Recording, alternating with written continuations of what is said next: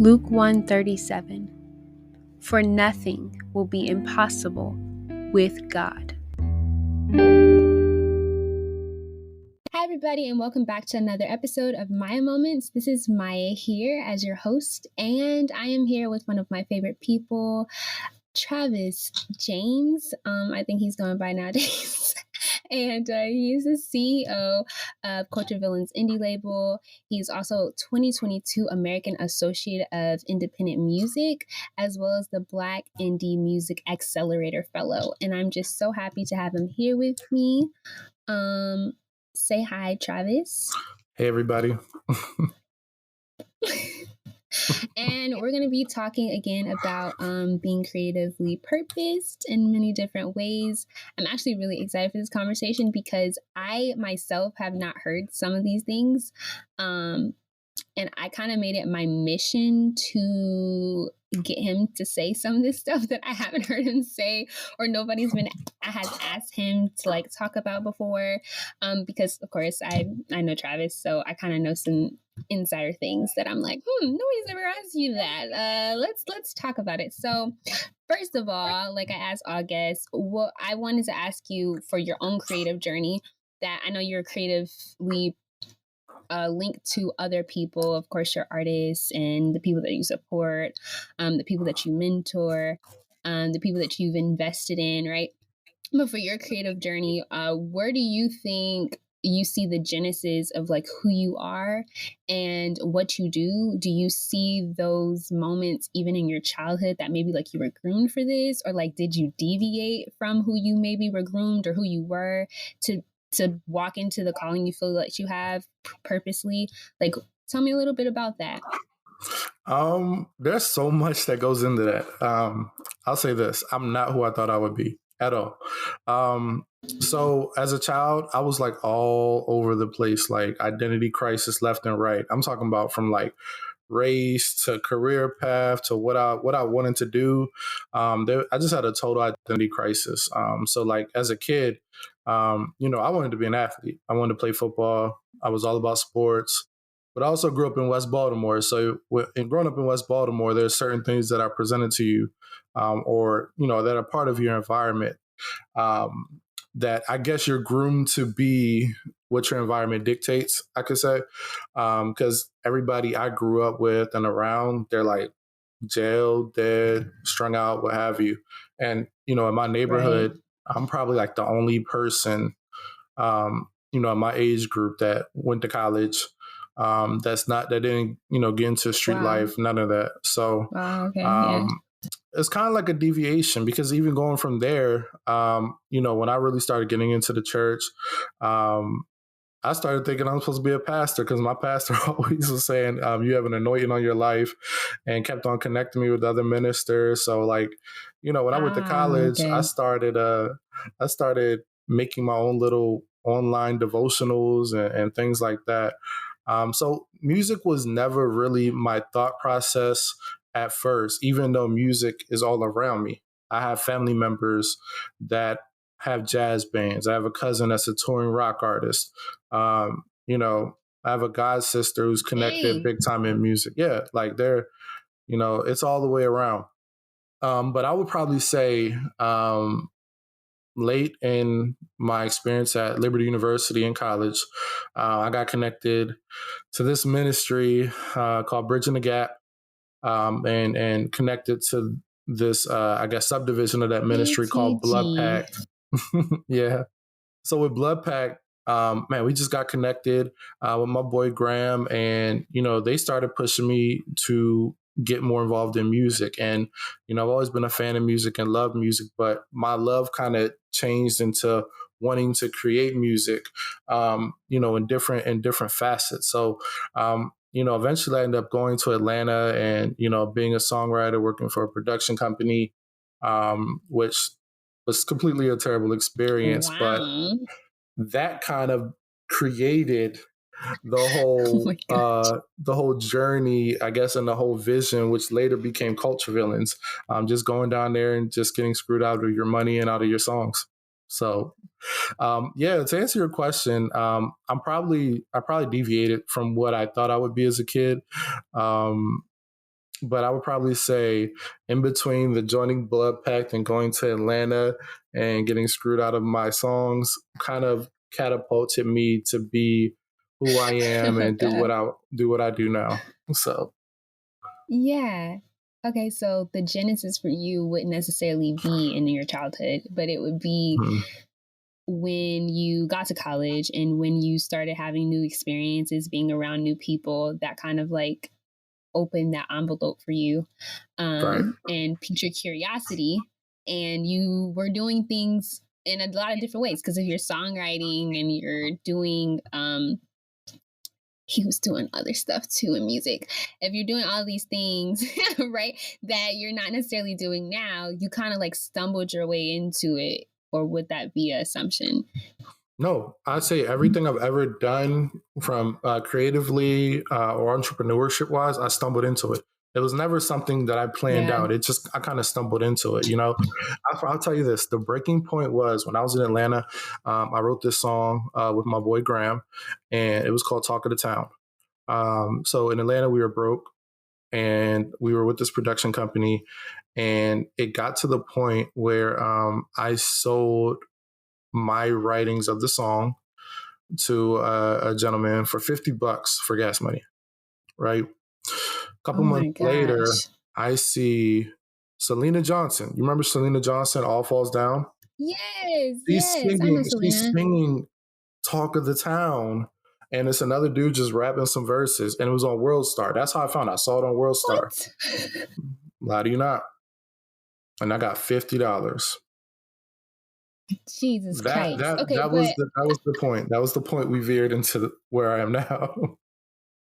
but that makes sense because I can't see you. I wouldn't even take that. I'd be like, nah, something gotta give because this is crazy. Like, especially if it's Selena Johnson is on here singing what I'm writing. Like, I assume that you knew how valuable what you were doing was, but at the end of the day, like if it's not returning on investment or like you're not able to actually like like actually you were the one that wrote it but you didn't get to see it through to a Selena Johnson or whoever else's desk that it was on. It kind of didn't even feel like you were doing what you wanted to do. But I think it's interesting as well, you know. Just food for thought. Me and Travis both were in BTG. He was head honcho, you know. I was just doing my little thing or whatever. But I kind of talked about this in my personal episode with myself where I talk about my own creative journey, like where I'm kind of at now, and how like when I got into BTG and I was doing social media stuff for BTG, I never thought that like that would the things that I did while I was with BTG, which was literally just me serving with my time. Like it had no expectations put in. I really didn't think I was doing anything truthfully and honestly, but people were like, "You're really good at this. Like you are like, no, like this is like your thing." And I was like, "What do you mean? Like this is what other big brands and stuff are doing. I'm just taking what I've seen, what I like, and I'm doing my own spin on it." And like it's different because at that time I was doing like social media management and stuff like that, but I'm doing strategy.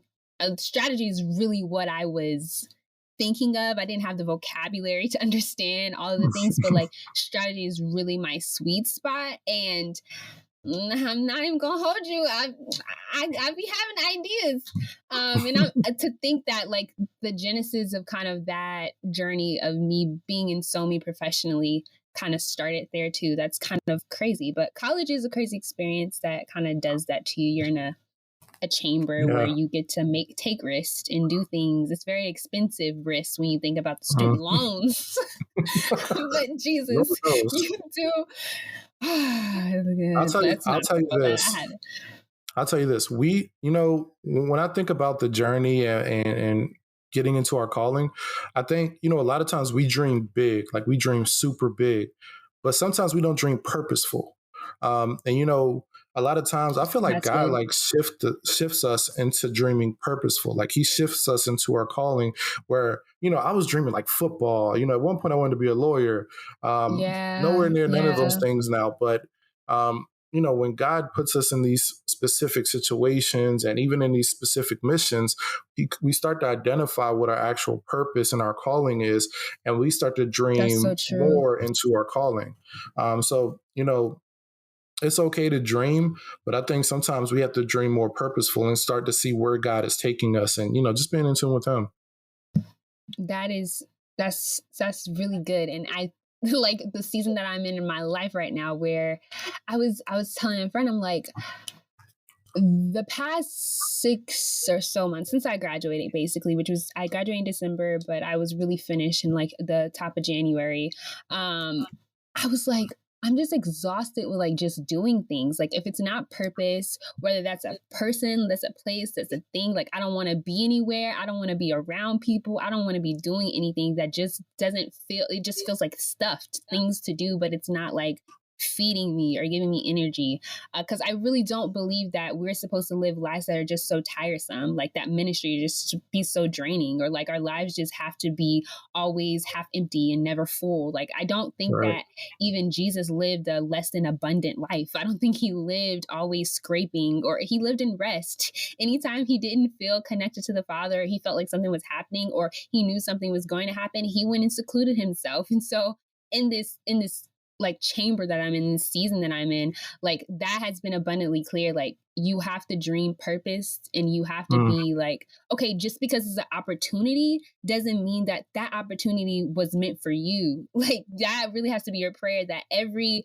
every platform you stand on doesn't mean that that platform was necessarily for you. Even if it's offered for you, sometimes it's an act of obedience of you saying no to an opportunity because you know that's not the season that you're in and you were actually supposed to be doing it. Like you got to be mature in your faith to know those things. But it's a rant, that's for another day.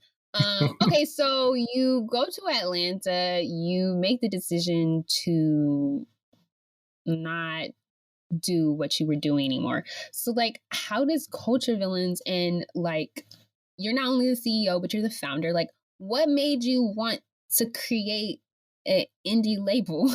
And then like how did you find artists? I know you're already in those circles, but like take me on the journey for Culture Villains, because I feel like I've never heard it before and people don't really know like how did it come about. They just be like, oh yeah, CV the gang, like CV cool or whatever, but like take me on that journey. So I'll tell you this: the journey is like so crazy, and it's funny how God orchestrates relationships, right? So when I go to Atlanta, I'm dating this girl, right? And some of the other stuff I did musically allowed certain songs to be on radio stations, and connected me. And this girl connected me to a minister in Alabama and a radio station in Alabama that was spinning those other songs on their radio station. Um, so Got it. back Got to it. back to Atlanta. Me and my boy Graham were with this production company. We're planning a tour. So one of the venues is in Montgomery, Alabama, right?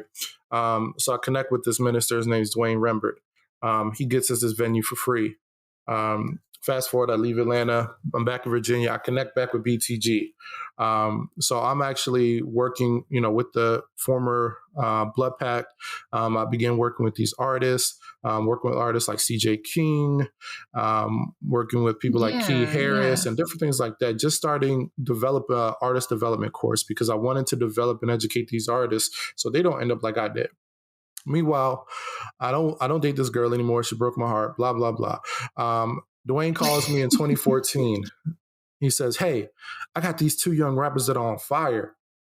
This is a kid named Rockstar JT and this other guy named Big Ye. And I want to meet you. I want them to meet you in all Wow. this." So Got you. JT and Ye have this project that had to come out July 4th, 2014. They needed somebody to do some mixing on the track because the engineer just ditched them. So I did the mixing, and we got the EP out, and that's how I met and built that relationship with JT and Ye. Fast forward some more. I'm still, working with BTG. I'm meeting more artists. I meet Zara Josh. He comes through my artist development Right. course. I meet KJ Carter. He comes through there, and many other artists. So during this time, um, I'm wanting to create a collective that was just mission based. And my mission was, I've never felt truly comfortable in church culture. Never, never, because I'm Yeah. tatted. I'm tatted. I'm from West Baltimore. I don't speak church talk. I don't do any of that. I just love God, right? So I wanted to create a collective that represented that culture, and that movement and that thought process, and just for people like me who don't fit in necessarily with a lot of the worldly stuff, but don't really fit in with church culture. There's like this medium, it's a specific Yeah. medium. This So conundrum. um, Yeah. yeah, Culture Villain started out as just a movement slash it was going to be an apparel company. Um, but there was this need with these artists that just didn't know anything about anything when it came to their craft. And the need was just there. And I saw them about to get themselves in trouble. So I Mm-hmm. began to get closer with Big Ye, and help them start to develop his his first album. Um, so as we're doing this, I'm like, man, something bigger is here. And so I'm like praying on it, like, God, what am I supposed to be doing right now? Um, and so that's when I started feeling the calling of, man, this is bigger than just clothing, a movement. Like this movement is really connected to music. So that's when Culture Villains first like started to become what it is. So in the 2017 is when I developed, I guess, the foundation of Culture Villains, and I bring on Big Ye, Zar Josh, right? Um, and Yeah. so within that, I released Ye's first project through Culture Villains. And then, I keep hearing about this guy, like this guy just walking around Liberty. At this point, I'm not with BTG anymore. Um, I'm actually just solely focused on Culture Villains. And I keep hearing about this guy, and turns out his name is Cam. And so I keep hearing about this guy, and I'm like inviting him to the studio. And he just impresses me, like everything about him, his story, his hunger. I didn't like his personal music at all. I didn't like his personal music at all, Yeah, but we know. I saw the potential. So I bring him on, and this is like the core of Culture Villains. Like it's like these are the guys that are gonna be a part of this label. So we just start building these guys up from scratch, teaching them things, building all the administrative stuff to propel them to their next step, which is kind of where we're at now. We've been building this thing in phases, and right now we're in phase 4 out of 5, as we're building, a lot of the back end stuff for Culture Villains and taking these next steps to get to where we want to go. So it's been a journey, but it's been so rewarding along the way. Yeah, no, I can only imagine because I came on at the tail end of this. By the time I enter the picture for Cam, right? Because basically, when you left and you had started focusing solely on CV, is around the time that I get to Liberty and I become a part of BTG. So like we brushed shoulders, but we had passed each other and missed. But you find Cam, and Cam knows, yeah, like he was on he was on his story the other day putting up music that was old, and I was like, this is terrible. Like anybody that knows me, I'm very honest, and I'm just like, this is trash. Like you were terrible. I'm so glad I didn't know you then, because you would have never had a chance, homeboy. Like I would have been like, I'm sorry, I'm so good. Like no. But by the time I got there, Cam was actually, he could command a stage. That's what I'll tell everybody. This man's stage presence was crazy. It was insane, and it's weird to know, like, if you guys don't know, Cam is my boyfriend, just for instance. But yeah, so like when I saw him perform, I was like, who is this? Like this, he was nerdy, and like he was not like, he did, if you walked past him, he was an engineering student. He at no point would strike you as someone that even remotely liked hip-hop, let alone was a hip-hop artist that was demanding of like so much presence and could command a stage, and like had, it's crazy. So I know saying all that to say, I know it has to be rewarding for you to see, because over the past few years, being able to see, from the outside looking in, a little closer than other people, it's been like, wow, this is so crazy. Culture Villains is just amazing.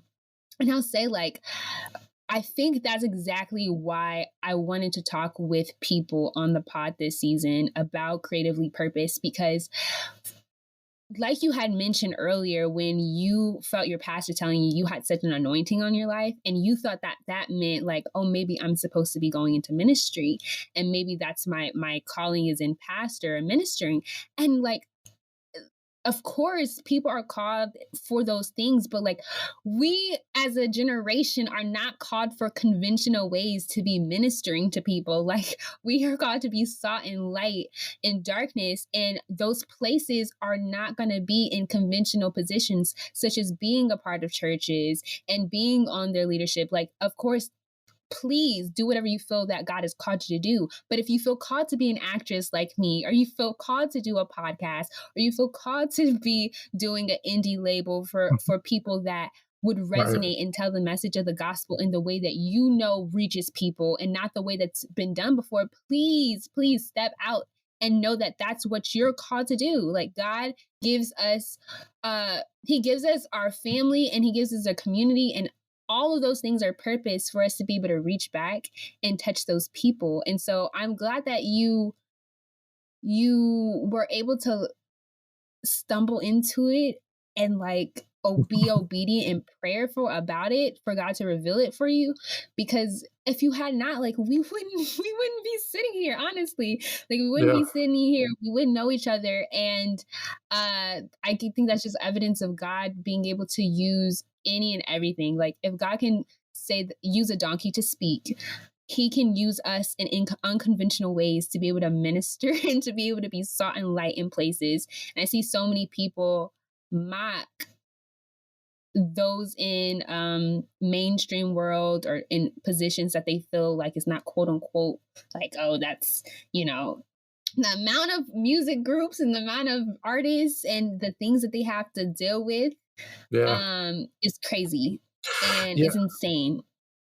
Yeah, and I think, being exposed to so much in church culture with just being like a Liberty student, but also being connected to so many people. I'll tell you this, 2014 through 2016, each summer I was a part of this traveling youth conference, right? And the other thing I used to do there.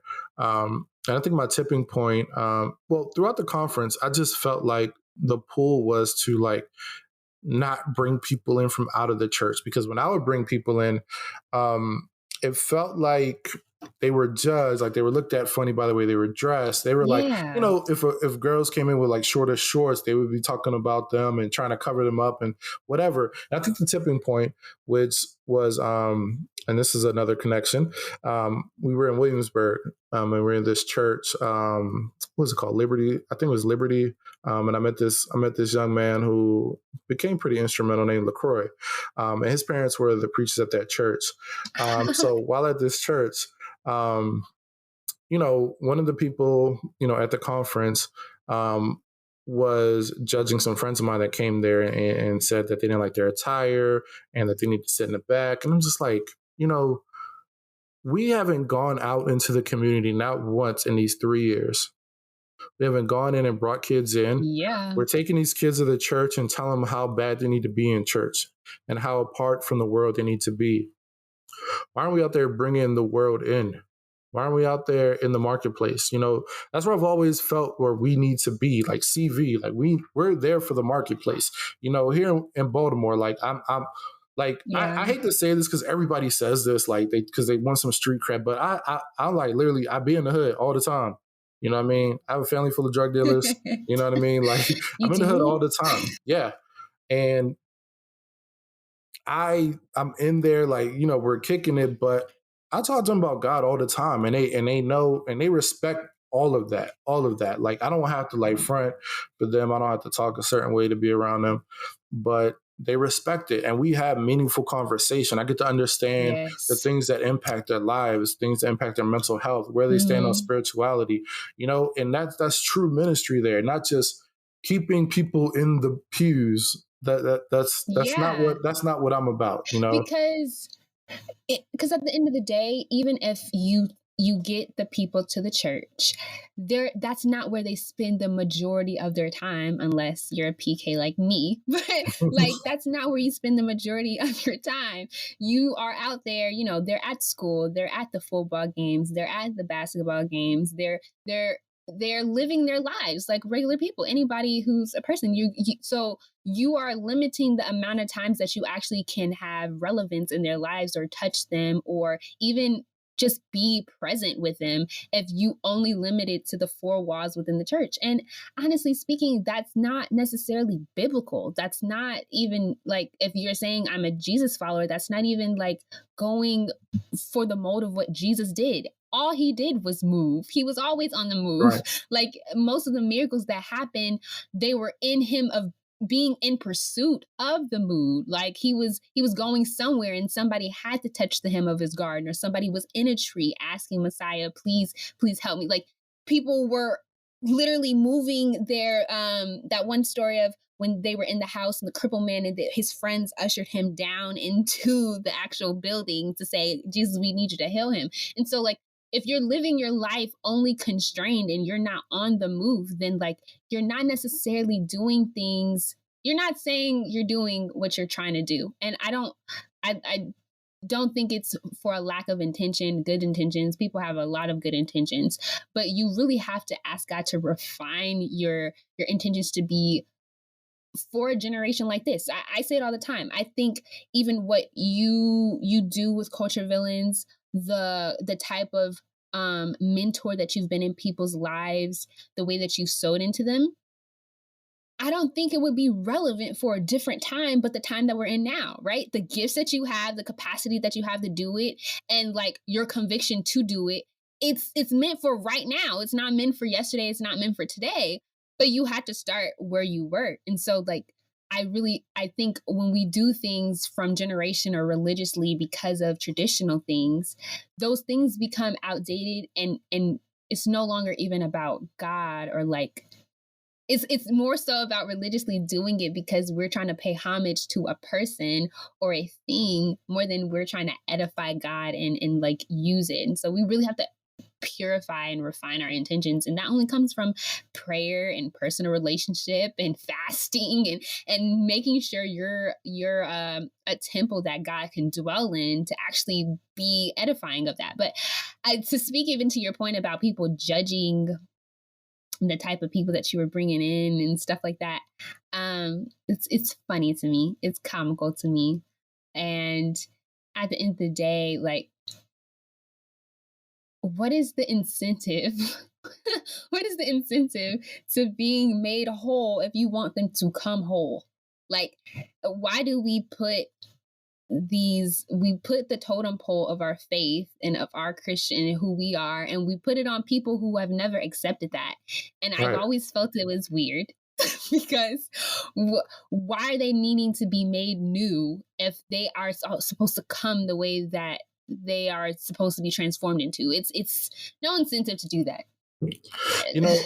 You know, That's we right. have to be like, and I've heard this since I was a kid. Like, the church, not the building, but the church needs to be a hospital for broken people. Like, and I've heard that so many Yeah. times, but I've never seen it actually applied. And you know what? I think we're in an era where creatives are starting to be that. We're that hospital for people. Yeah. Um, and then we're pointing them, reflecting them to God. Like, you know, and I see that in music. You know, I have a friend named Montel Fish, and this guy did a huge shift when it came to his music. And you know, Shout out he's to him. blown up over the past 6 months. He just dropped an album last night. It was great. I didn't And even the know. album, Kim told me, and I was like, I need to listen to this. But carry on. Yeah, I need to go yeah, listen to it. yeah, my man's on a billboard in Times Square. So the album is deals so much with grief and different things you feel when you lose things, when you lose people, and when you're just down and out. And over the course of his rollout, he was positioning so much music. He was positioning this character named Jamie, and Jamie was just a representation of grief and being lost. people were so confused who were in the Mm. church, They're so confused. Like, are you falling away from God? This, here, and that. But when you look at the booklet on Apple Music, he kind of shows you how each song connects from touching broken people and relating it back to God. And it's right there in the Apple Yeah. Music booklet. And I just thought that was awesome. And it just represents where creative Christians have to penetrate the marketplace now. Like, I think that's where We have God wants us, to. because Yeah. because the methods of the church, and and I hate to always diss the church, but they're not really going out in the marketplace and not going out in healthy Yeah. ways. Because I think of things like this past week, what's her name, Kim Burrell, that stuff that went out there, with her talking all reckless like she always does. But that's pushing people away from God. But if we're there for broken people, we're going to bring them in. You know what I mean? Absolutely. And oftentimes we're in this state, and I'm glad to the mission, which I don't talk about the mission a lot in these episodes, but like at the core of what I'm doing on this podcast is to have a space that's has topics that are relevant and to talk about Jesus. And so Yeah. at the end of the day, like Jonathan McReynolds tweeted and he said, Kim Burrell is church satire and she is her target audience. And I couldn't have put it better than that, to be honest. There is a generation that, and this isn't even directly towards her, but what she kind of represents. There is a generation of believers who I cannot be mad at who they've become, because we come from a place in time of privilege where we have the space in the room to be transparently ourselves and not ask for permission. And that does have privilege in it for the time that we live in, because just 40 years ago, that was not the case. 10 years ago, Right. that wasn't the case. So we do come and we look down and like, why are you doing it like that? Like that you're doing it wrong. And that's kind of historical revisionism in a sense, because just because it's afforded and given to you doesn't mean it was afforded and given to other people. But the ideology of certain people to not be able to grow and mature and see their blind spots and be aware and be producing the fruits of the spirit. Like, we all have shortcomings, Right. but how do we know you by your fruit? If your fruits you don't have evidence of that, then come on. But she represents people that are even in my family, like I come from a church family. I come from that. I come from legacy.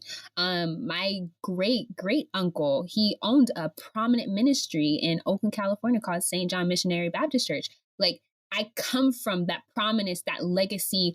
And then even with my father, everywhere I go in the Bay Area, somebody, you Anderson. I don't take that lightly. So when I went away and I made a space for myself in Virginia, and I went to school, it's really funny now, because now it's the reverse. It's like, oh, you're Maya's dad. And he's so used to being like, oh, you're Willie's daughter. But like, you really have to, just because you came from that does not mean you have to continue to walk in it, especially when you see how harmful it is and how deterring it is for people to want to come. You're supposed to be attractive, not necessarily attractive to the culture. And I think that's a double entendre with culture villains. Is as much as you are a villain to the culture in church, you also are a villain to the culture in mainstream. That not necessarily everything that's being promoted there is what you're advocating for, and who you still are men of God, and you still are producing that standard of, yes, our backgrounds, where we come from, that's where God groomed us to be able to serve, right? Like, who we are, we don't have to reject that we speak in Ebonics and that we're Black men and that we embrace that culture. Doesn't mean that we should reject that, but that's who we're called to now minister to, because that's who we know. But same as that, you also know that the things in my culture that are attractive but are harmful and go against the word of God, like, we are talking about in our music, and we're talking about in the way that we live our lives. Like, I really have to give kudos to you guys and how, like, offline, like online, if you only know the CV guys or Travis online, you really don't know them because they're like crazy on their pod. They have a podcast too. Shout out to the CV pod. But like, you would think that they're just some crazy guys that are always like high energy and all that. And truly and honestly, Not as a that at part of all. who they are, they're not that at all. If you meet Travis, he's probably going to be in a corner somewhere in the back. He's not even trying to be around people because That's facts. he don't really be messing with y'all, to be honest. But like, he'll give you a podcast, he'll talk to you, he'll give wisdom. But to know him and to call him a friend and to have him in your life, that's really a treasure. So I'm gonna just say that, give him his flowers real quick, because you have sown into so many Thank people's you. lives. This is a Travis stand account. Thank you. Okay. And he really deserves so much more accolades and flowers that he doesn't really get for being instrumental in people's lives. But that's a different story for a different day. But yeah, deviating from that and getting back on point for a second. So where are you necessarily excited for CV moving forward? Like, what other things are you excited for in your creative journey moving on? Because I know things, as you've been doing them and as you've been kind of on the back end of the music behind the scenes, you've learned things and you've transitioned into other positions, and your thinking has elevated. So what are you excited for moving forward? And then do you have any advice for people that may not necessarily have the same vision as you to create an indie label, but maybe they want to get into the back end of music, or maybe they just need some Yeah. type of advice about that process, being in the music industry? Okay. So yeah, just to talk about what I'm excited about first. Man, we pivoted so much in Culture Villains. You know, when I talk about an identity crisis when I was a kid, when we first started this label, there was an identity crisis because, you know, we got so much early success with Ye because the music was catered to that audience. But then when, you know, they realized, like, you know, we're Black, you know, there came a lot with that. And there was an acceptance of Oh that type of my music. gosh. No, literally, like, if, like, the guys don't even know half the stuff I had to deal with talking to people, and how much they hate some of the Oh stuff we God. do. Um, but you know, we pivoted so much to be able to embrace who we really are. Because one thing I told myself, I'm not going to play the game. Like, I'm not going to play the game and try to force them to be something they're not, and try to force them to change their beliefs or their music to fit a certain demographic of people. So we pivoted a lot so we can be true to ourselves, and the goal is, of course, the guys to be able to, you know, profit from their music. So we've created this I whole love it. back end, and gotten into the sync world, which I think is just so amazing. We've created a whole other side of CV, and utilizing our publishing company, Villains Culture Publishing, where we now have a catalog of 120 songs. And we've actually signed 11 songwriters and producers that are working to Okay. create sync specific music. We've also are about to, and this is the T, you get it first. We're launching a sub label because one of my other principles are put my friends Tea. on. So within Culture Villains, there will be a sub label called LEG, stands for the League of Extraordinary Gentlemen. These are a group of men that I've written with in this music industry for a while. They're my brothers. And I wanted to give one of my closest brothers a sense of ownership. Me and him own 50. Well, I own 51% of the label. He owns the rest, and this is his label. I'm overseeing it, but you know, this is something I'm truly excited about because this allows me to utilize my resources to help my other brothers too. So we're all in this sync game together. We're all, you know, we just got a distro deal. Shout out to Vidya. Got a distro deal with them for our back catalog and for our sync music. You know, we got our pub admin that we're working with. We got some other stuff in the work. We got a lot of sync placements coming. We got about 7 deals in the sync world right now with different libraries. So I'm excited about it. I'm excited to get back on the road, look for a spring tour. Working on it right now. No lie. We've hired our first employee, Adrian Wow. Taylor. She's our head of sync. You know, she was our intern, and now she's a head of sync. Wait a minute. Hold on. What's Cause, up? What's up? What's up? cause let me just let me what? Like he just dropped a bunch of tea because some of the stuff I didn't even know. Wow. Well, congratulations. I'm very excited. I'm very excited to be able to watch on the sidelines in front row and eat my popcorn and watch some of this stuff pop off because this is amazing. I'm so proud of you and your team and the guys for just continuing to stay in the trenches too, because every day ain't messages like this where it's like, oh, we're doing amazing things, God is good, guys. Like every day isn't like that. You have to you have seasons of ebb and flow, and it's your faithfulness in those seasons of ebb where you gotta just be like, no, I know what God told me to do. I have to continue to be obedient. I'm committed to this vision. And you being the visionary, that comes with a different level of commitment because you have to lead, you have to oversee. So I'm really proud of you. I really am. I love to be able to just see you do what you do because call this guy boss man because he just be making moves. That's just so beautiful, especially with the sync, like in the another label. Like, who are you? Who even are you? Period. So I'll tell you this, and you said about anybody starting a label or working in the music industry. I would never recommend anybody start a record label. I do this solely because I love it. Like it takes time, it takes money. I tell people I've lost so much money messing with this thing. You know, I probably would have bought a mansion by now. But I love it. I love it. You have to truly love music. You know, I was in New York at Indie Week. The American Association of Independent Music had Indie Week in New York. And, you know, I wanted to bring my artist Cam so he can see where we, you know, how close we are to our goals. And anybody trying to break into this music thing, the biggest thing I would tell you is build your network and be a good person. Every ounce of favor I've received is from being a good person to people, not compromising my morals, not trying to do shady business. I've never done shady business. I made mistakes. I made mistakes, but I've never done shady business. But being a good person to people, I've gotten so many opportunities that I tell people I didn't deserve. But you know, the favor is in being a good person and reflecting God. But be a good person to people and build your network. You know, when we were in New York, I built relationships with the head of indie label relations at Amazon Music, at YouTube.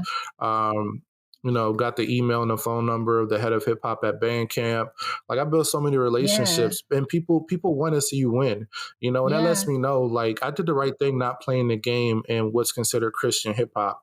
Not playing the game because a lot of I'll tell you this, man. A lot of those guys, they're getting a little clout and their likes and everything, but still broke. You know, we're setting up something over at CV that I'm proud of, where we can be ourselves, not play the game, but they're gonna make more money. Like, because I'll tell you this. Look, by the end of next year, all my artists will own their own labels, and they will own all their masters. So, and that's simple as that. That's a mic drop right there. We pivoted so much on this journey just to be able to build this foundation where everybody connected to me is going to own and they're to be successful. Simple as that. I love that. Wow. To your point of being a good person and doing good business and building a network of people, I couldn't stress that enough. And I've said this so many times, like community is everything. The community of people that you call friends, the people that you lean on, like your close people that you don't even have. I'm not talking about people that you necessarily call every day and kiki with it, but like, you know who your tribe is, you know who your community is, you know who your people is. They ride for you, you ride for them. Building that it's I don't even think you necessarily should have control over that. I think you should really like let God do that.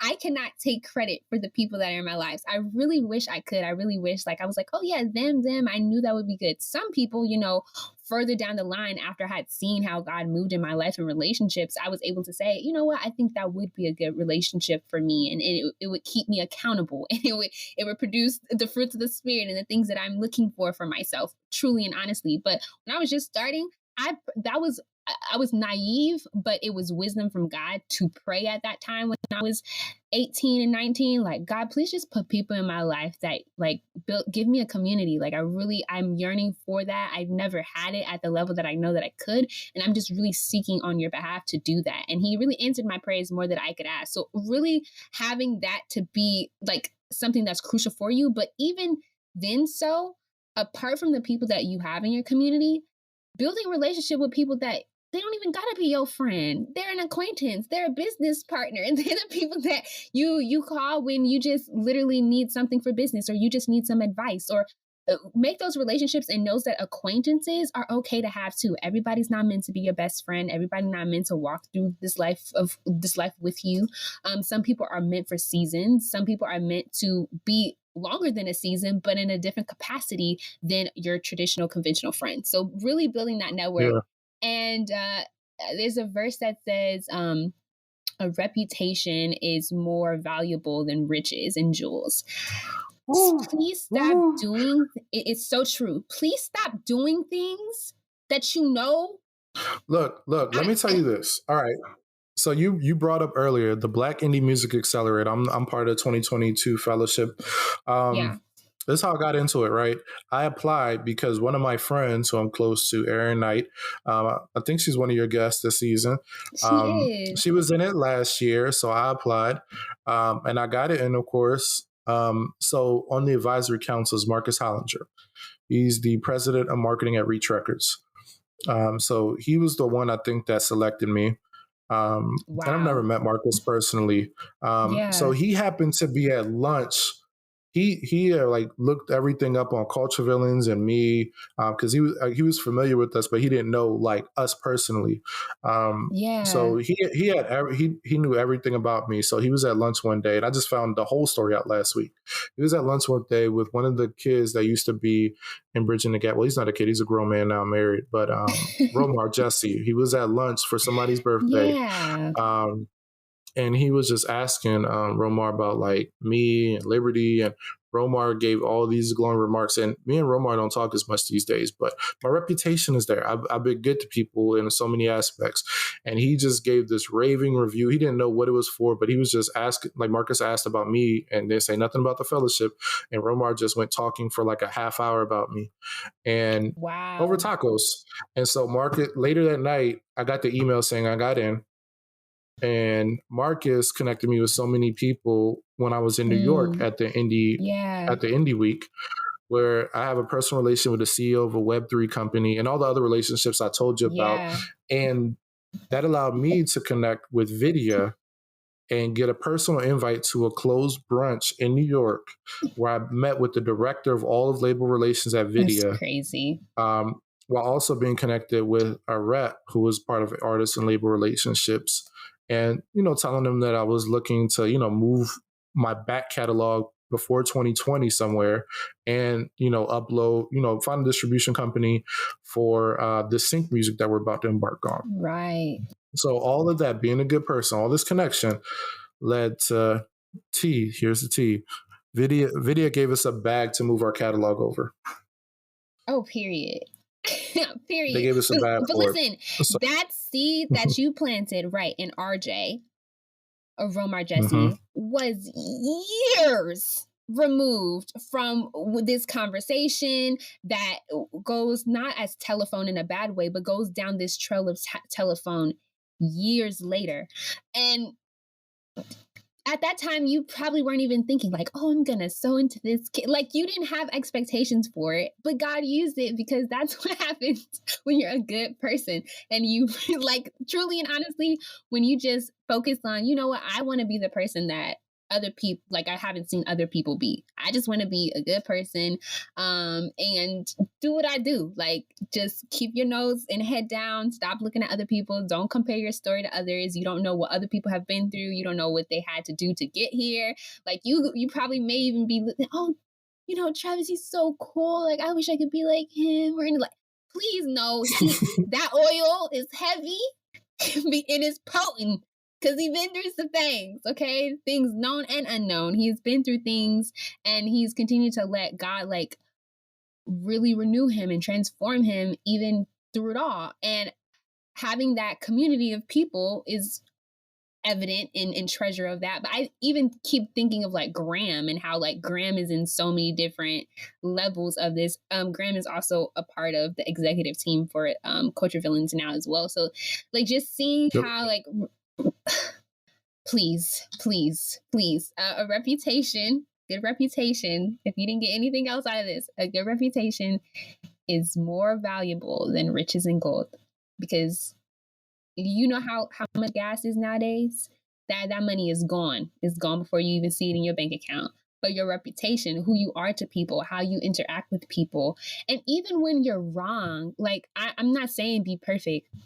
I had a situation that happened in business where I didn't do something the right way. I didn't do it necessarily wrong, but I didn't do it the right way. And I knew like, okay, I haven't talked to them. There's been no communication. Let me just spin around the block real quick and be honest and be transparent and say like, hey, y'all, I wish this would have went better. I know we haven't communicated, but I just want to reach out because I don't like things left, in the open like that. And it was met with a really great response. And I know it will be beneficial even later on in life. But I think knowing when, even if it's not even a big thing that maybe it wasn't requiring an apology, but an apology may be due. You may have left a bad taste in people's mouths, even on accident. You didn't have intention.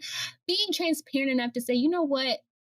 I wish that would have been better. That is the producing of the character that you want to have in your life, or if that's what you want. And it's a skill, like being the person that you want to be. You got to keep doing it to become that person. It's not a one and done, one choice. You got to keep doing it and keep asking God to like give you strength, because it kills pride, it kills ego, it kills whoever you're trying to act like you are, whoever you want to be honest with yourself and do those things. But wow, I'm so happy for all the things that you just blessed us with. You always do this. Every time we go on this podcast, you drop bombs. And I'm very happy to be the one to be getting them, because it's always a good time. If you haven't listened to the last episode, Travis, make sure you go listen to that. That was the last episode that I published. And at this point, that is the highest downloaded episode. So he gets to flex real quick. But yeah, it was wow. Now, closing, do you have any like lasting things that you would want to just give as wisdom? I think you dropped a lot of good nuggets in here, but just as we close. Yeah. For anybody on their creative journey or just in life, period, just know you're valuable. You may not see this purpose. I know a lot of people are like always looking for their purpose. You may not see it, but, stay close to your relationship with God, because God's going to reveal everything as far as your calling. Just continue to dig deeper into that relationship and making sure it's intimate with Him, and just totally doing it for yourself. I mean, those times are going to come. And if it feels like you're stagnant, be patient. Just keep on trying. Like the doors are going to open. They're going to open. A lot of times God is just sharpening you for, I was in church Sunday. The lady was talking about it. God is sharpening you as you're like climbing this mountain. And then when you get to the top of that mountain, it's going to be right there, but you have to be prepared. You have to be equipped. So if it feels like it's a long journey, it feels stagnant, you'll just keep going. Yeah. Yeah. And don't get weary in well-doing, for in due season you will reap if you faint not. Sometimes like you might be spinning around the block, making the same mistakes over and over again and not realizing it, and finding yourself in the same situations because you're not just being a little self-aware of circumstances or things that may be happening. So really just, like you said, like stay in your word, you got to use all the parts of God. Really know the Father, be praying and be prayerful, like study His word to know. You study His word, not just to know scripture and be able to quote it to people. You quote scripture so that in those times when you need it, you can use it as the weapon against something that's spiritually trying to attack you. And you know it so that when you hear His voice, you can discern what is God and what is not of God, but trying to influence you in the way that God can influence you. And so you really dig in that Bible to know who he is and what his promises are and how he talks so that you can discern his voice better. And then what a lot of people, they might do the first two, but I haven't heard a lot of people recently say, you need the Holy Spirit. You need it. Like, you have to invite the Holy Spirit. It's not just something like, oh, the Holy Spirit is always with me. Sometimes he's not, because you didn't invite him into the situation. So like, really, like, prayerfully, like, Holy Spirit, I invite you in. Jesus, I need your help. And as you continue to do that, you'll build the skill and you'll get better. We're all imperfect people just trying to make things happen. But I will say that I do think God has raised up a generation of creatives to be in spaces that we've never been in before, that we've never operated in before, to really take some commanding positions and being unashamed of who we are, whose we are, and what we represent. And so thank you so much for being on the podcast, Travis. I love you. I'm so thankful to have you and call you a friend in life. And if you would like to follow Travis and his journey, I will leave all his information down below. When are we getting new CV merch? The store's opening up next month. Period. I'll tell you this. That pandemic killed the whole store. Like, we had more orders than we could fulfill. That was probably the worst. That was probably the biggest learning experience I've had as an entrepreneur. Is never underbuy in a pandemic. But it's coming soon. It's coming soon. Okay, I just got a couple drafts this week. Can I give a shout out before we go? Of course. All right. I want to give a shout out to my fiance, Sierra, soon to be Smith. So I just want to give a shout out to her. I'm going to tell every creative this: like, if you enter a partnership or relationship or anything, make sure that's with the right person. It makes all the difference. You want to be equally yoked in any relationship. But I feel like in the creative journey, it's so much more important because so much more goes into it as a creative, as an entrepreneur. So choosing your partner wisely is important. And I have such an amazing partner. Like, I'm gonna tell you, she looks at all my flaws. She looks at my discouragement and she just always picks me back up. She doesn't have to, but she does it. So I appreciate her and I love her so much. So. Wow. Tears of joy. Oh my goodness.